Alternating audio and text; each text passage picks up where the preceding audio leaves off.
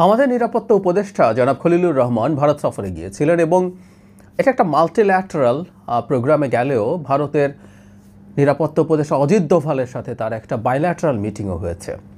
এটা নিয়ে খুবই আগ্রহ ছিল আমাদের মধ্যে, কিন্তু সেই আগ্রহের ঠিক নিবৃত্তি হয়েছে সেটা বলা যাবে না, কারণ কোনো পক্ষ থেকে আমরা খুব সিগনিফিক্যান্ট কোনো তথ্য পাইনি যে এই বৈঠকে আসলে কি হয়েছিল।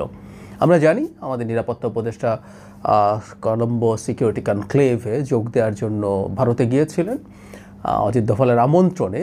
তার মানে যেদিন যাওয়ার কথা ছিল তার একদিন আগেই তিনি সেখানে যান এবং অজিত দোভালের সাথে একটা বাইল্যাটারাল মিটিং তার হয়। খুবই সারপ্রাইজিং এই মিটিং সূত্রে। এই মিটিংয়ের পর আমরা ভারতীয় পক্ষেও যেসব বয়ান পেয়েছি সেটা মূলত বাংলাদেশ হাইকমিশন যে স্টেটমেন্ট দিয়েছে সেই স্টেটমেন্টের উপর ভিত্তি করে, এবং সেই স্টেটমেন্টটাই আমাদের দেশেও এসছে। মানে ওখানে অনেক কথাবার্তা আছে, মূল মানে অল্প কথাবার্তা আছে, এর মধ্যে মূল হচ্ছে গুরুত্বপূর্ণ বাইল্যাটারাল ইস্যুতে আলোচনা হয়েছে এবং অজিত দোভালকে বাংলাদেশে সফরের আহ্বান জানিয়েছেন বা আমন্ত্রণ জানিয়েছেন আমাদের নিরাপত্তা উপদেষ্টা। এর বাইরে অলমোস্ট কোনো কিছু ওখানে ছিল না। এটা খুবই সারপ্রাইজিং, এবং আমি যেটা বললাম যে ভারত তার দিক থেকে, বাংলাদেশ তার এইটুকু স্টেটমেন্ট দিয়েছে, কিন্তু ভারতের দিক থেকে কোনো অফিসিয়াল স্টেটমেন্ট নেই। ভারতের বেশ কয়েকটা গুরুত্বপূর্ণ পত্রিকা এবং আমি টিভি চ্যানেল দেখলাম, তাদের নিউজগুলোতেও এটাকে রেফার করেই কথা বলা হয়েছে। একটা ব্যতিক্রম ছাড়া এই সময়ে পত্রিকাটা তারা কিছু কথাবার্তা বলার চেষ্টা করেছে। আমরা আসলে কিছুটা স্পেকুলেটিভ আলাপ হবে, তারপরও আমার মনে হয় একটু কথা বলা দরকার। সেটা হচ্ছে কি আলাপ হয়ে থাকতে পারে এবং সেটা আসলে পটেনশিয়ালি কী ধরনের ইম্প্যাক্ট ফেলতে পারে। বাংলাদেশের একটা পত্রিকা পোর্টাল বাংলা ট্রিবিউন তাদের দিল্লি প্রতিনিধির বরাতে একটু লম্বা স্টোরি এখানে দিয়েছে এবং সেখানে তারা দাবি করছেন যে তারা বিভিন্ন সূত্রের সাথে, দিল্লির সূত্র, দেশের সূত্রের সাথে আলাপ করে রিপোর্টটা তৈরি করেছেন।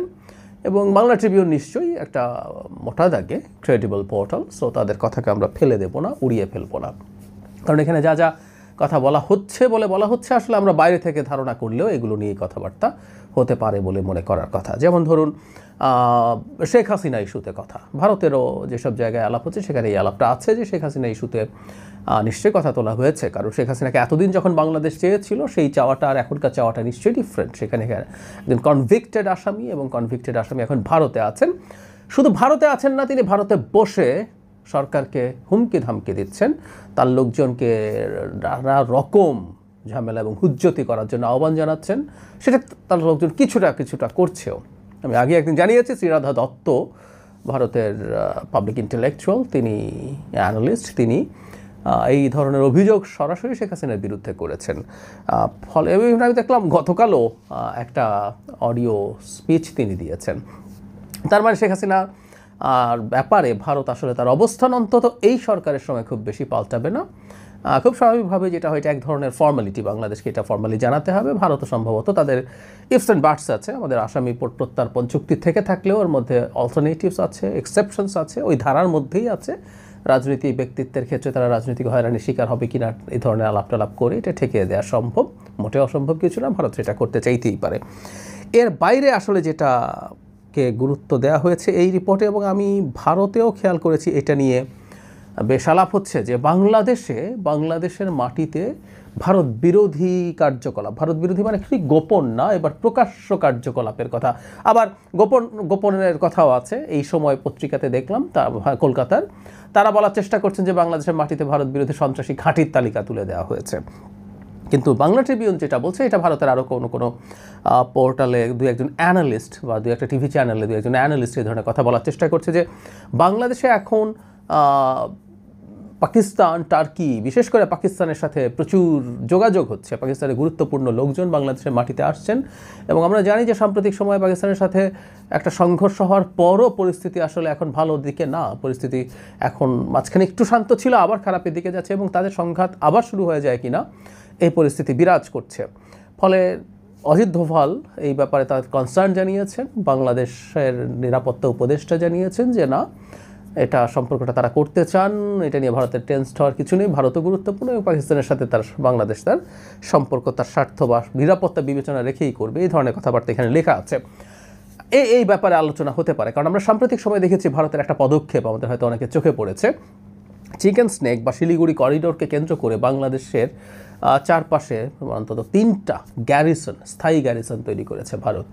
এটা তার চিকেন স্নেককে নিরাপত্তা দেওয়ার কথা বলা হলেও এটা বাংলাদেশকে এক ধরনের ঘিরে ফেলার মতো পরিস্থিতি তৈরি করছে বলে কেউ কেউ মনে করেন, যেটা আমরা যৌক্তিক বলেই বিশ্বাস করি। ফলে এই একটা ব্যাপার একটু মাথায় রাখা দরকার আছে। সুতরাং ভারত বাংলাদেশকে এই বার্তা দিতে চায় যে বাংলাদেশ আসলে পাকিস্তানের সাথে, এটা খুব স্বাভাবিক, পাকিস্তানের সাথে যে ধরনের সম্পর্কে ইনভলভ হচ্ছে এটা ভারতের ভালো লাগবে না। স্বাভাবিক এই অর্থে বলছি, ভারত এই রকম ফরেন পলিসি আসলে করতে চায়। যদিও বাংলাদেশ একটা স্বাধীন রাষ্ট্র হিসেবে পাকিস্তানের সাথে তার এনগেজমেন্ট করতে হবে। শেখ হাসিনার সময় শেখ হাসিনা সিম্পলি ভারতের পররাষ্ট্রনীতি যেটা সেটাই ইমপ্লিমেন্ট করেছিলেন। এটা আসলে করা যাবে না। এটা এই সরকার তো বটেই, ভবিষ্যতেও এটা হতে পারে না। আরেকটা বলা হচ্ছে নির্বাচন নিয়ে এখানে আলোচনা হয়েছে, সেটা হলো নির্বাচনটা হবে এবং ভারতেও দেখলাম বলেছে যে ভারত আসলে একটা ইলেক্টেড গভর্নমেন্টের সাথেই তার ফাইনাল এনগেজমেন্ট চালাতে চায়, তাই সে নির্বাচনের অপেক্ষা করছে এবং সেখানে একটা ইনক্লুসিভ নির্বাচন, মানে আওয়ামী লীগকে নিয়ে নির্বাচনের আলাপ আছে। এটা প্রচুর কথাবার্তা হয়েছে। ইভেন বৈঠকের আগেও অনেকে এটাই স্পেকুলেট করছিলেন যে এই বৈঠকে আসলে আওয়ামী লীগকে কোনো ফর্মে নির্বাচনে আনা যায় কিনা সেই আলাপটা হওয়া। বাংলা ট্রিবিউন দাবি করছে, ডক্টর খলিল জানিয়েছেন যে এই নির্বাচনে অন্তত এটা হতে পারে না এবং এটা নির্বাচন কমিশন করেছে। আবারও বলছি, এটা যেহেতু ফর্মাল কিছু না, এই কথার মধ্যে ভুল আছে। সেটা হলো সরকার কিছু জানে না তা না, নির্বাচন কমিশন আওয়ামী লীগ যে নির্বাচনে পার্টিসিপেট করতে পারবে না এই সিদ্ধান্ত নিয়েছে আসলে সরকারের একটা এক্সিকিউটিভ সিদ্ধান্তের কারণে। সেটা হচ্ছে আওয়ামী লীগের সকল কর্মকাণ্ড সন্ত্রাস দমন আইন 2009-এর অধীনে এক্সিকিউটিভ অর্ডারে নিষিদ্ধ করা হয়েছে। সো ওটার ভিত্তিতেই নির্বাচন কমিশন সিদ্ধান্ত নিয়েছে। তাই দায় আসলে সরকারের, এবং সরকার চাইলে in a very fine morning এই নিষেধাজ্ঞা উইথড্র করা যায় এবং এই উইথড্র করলেই আসলে আওয়ামী লীগের আবার নির্বাচনে পার্টিসিপেট করার পরিস্থিতি তৈরি হয়। সো আমার ধারণা, আমি মনে করি আওয়ামী লীগের নির্বাচনে পার্টিসিপেট করা টাইপের কোনো ইস্যু নিয়েই আসলে কথা হওয়ার সম্ভাবনা বেশি আছে। অনেক ইস্যু আছে, বাইলেটারাল বিভিন্ন ইস্যুতে কথা হয়েছে, এটা বাংলাদেশ বলছে।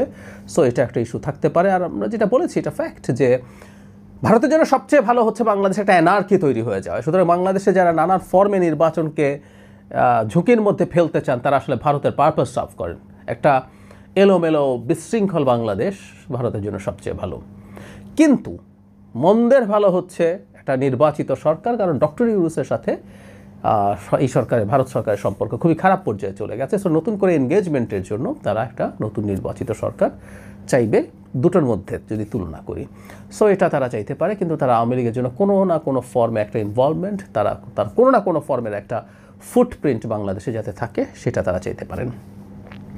আমরা জানি না আমাদের ডক্টর খলিলুর রহমান এই ব্যাপারে ব্রিফ করবেন কি না। আমরা আগে দেখেছি তার আরও কিছু সফরের পরে তিনি এই ধরনের কোনো ব্রিফ করেননি। আমরা নিশ্চিত যে এই ধরনের ব্রিফ খুব বিস্তারিত করা সবসময় হয়তো সম্ভব না, উচিতও না। দুটো দেশের মধ্যে ইনফর্মালি অনেক সিক্রেট এবং সিকিউর ইস্যু থাকে, এগুলো সরিয়ে রাখাই ভালো। কিন্তু আমরা আশা করি যে তিনি তার জায়গা থেকে আরেকটু কিছু হলেও স্টেটমেন্ট আমাদেরকে জানাবেন, সেটা সাংবাদিকদেরকে ব্রিফিং করুক অথবা অন্য কোনো ফর্মে। যেহেতু এই দেশের মানুষজন এই ব্যাপারগুলো নিয়ে খুবই আগ্রহী, অন্তত কোন কোন বিষয়ে আলোচনা হয়েছে সেই বিষয়গুলো কিছুটা, সেইখানে কে কী বলেছে না বলেছে সেগুলো দূরেই থাকুক, কিছু ইস্যু অন্তত আমাদের সামনে আনা হোক। আর আমরা একটা জিনিস চাই, ডক্টর ইউনূস অন্তত ভারতের ব্যাপারে যে ধরনের পলিসি নির্ধারণ করেছেন সেটাই সরকার বাকি দিনগুলোতে কন্টিনিউ করবে এবং ভবিষ্যতের সরকারের জন্য, প্রায় বলছি কথাটা, এই জায়গায় একটা বেঞ্চমার্ক তৈরি করে যাবে। আমরা ভারতের সাথে শত্রুতা চাই না, ভারতের সাথে মারামারি যুদ্ধ তো দূরেই থাকুক, কিন্তু ভারতের সাথে একটা মোটা দাগে কথাটা বলছি, আসলে পৃথিবী খুব সরল না।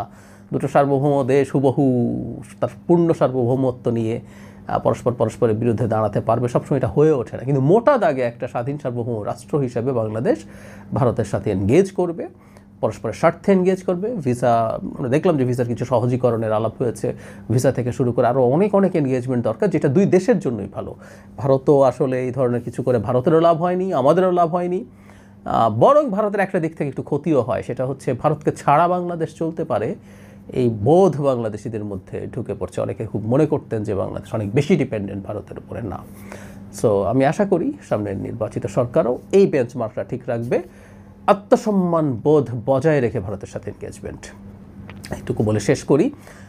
আমার বিএনপির চেয়ারপারসন, ভারপ্রাপ্ত চেয়ারপারসন জনাব তারেক রহমান তার একটা ইন্টারভিউতে একটা কথা খুব ক্লিয়ারলি বলেছিলেন ভারতের এনগেজমেন্ট সম্পর্কে, যে এটা আসলে দিনের শেষে তিনি জনগণের পক্ষে থাকবেন।